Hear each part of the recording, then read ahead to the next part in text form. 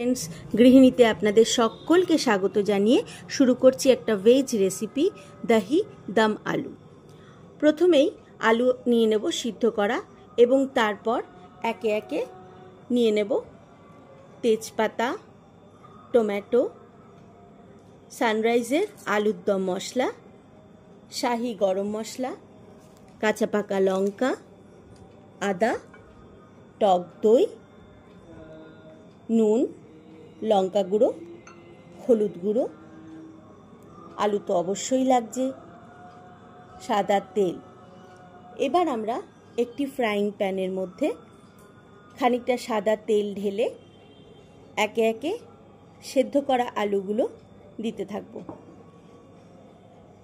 এগুলো যতক্ষণ না গোল্ডেন ব্রাউন হচ্ছে ততক্ষণ পর্যন্ত আমরা এগুলোকে ধিমে আঁচে ভাজতে শুরু করব। এর মধ্যে আমি ফেটিয়ে রাখা টক দই, টমেটো, আদা বাটা দিয়ে একটা মিক্সিতে গ্রাইন্ড করে নেব। আলুর মধ্যে দিয়ে দিচ্ছি নুন, হলুদ এবং লঙ্কা গুঁড়ো দিয়ে এটাকে গোল্ডেন ব্রাউন হওয়া পর্যন্ত ভাজছি।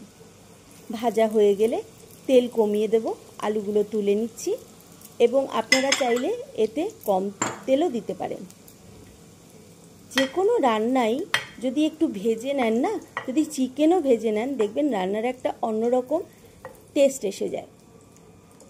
তেল কমিয়ে নিয়ে মিক্সিতে গ্রাইন্ড করা পেস্টটা প্রথমে দিলাম তেজপাতা, তারপরে আদা, টমেটো এবং দই, এটার পেস্টটা আমি দিয়ে দিলাম।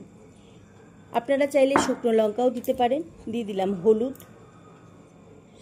নুন এবং লঙ্কা গুঁড়ো দিয়ে ভালো করে কষাতে থাকবো যতক্ষণ না পর্যন্ত এটার তেলটা না ছাড়ে রান্না থেকে।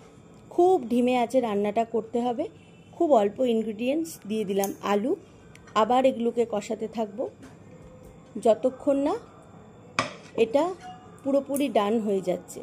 এরম আস্তে আস্তে কষাতে কষাতে যখন দেখব মশলাগুলো মেখে গেছে আলুর মধ্যে, দিয়ে দেব শাহি গরম মশলা, দিয়ে দেব সানরাইজের আলুর দম মশলা। এটা কিন্তু সত্যি খুব ভালো।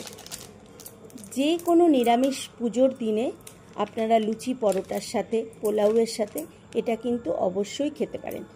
আমার বাচ্চারা, আমার হাজব্যান্ড কিন্তু প্রচণ্ড ভালোবাসে খেতে। কষানোর পরে আস্তে আস্তে উপরে আপনারা লঙ্কা কুচি দিতে পারেন। আমি দেইনি কারণ আমার বাচ্চারা ঝাল একদমই খায় না।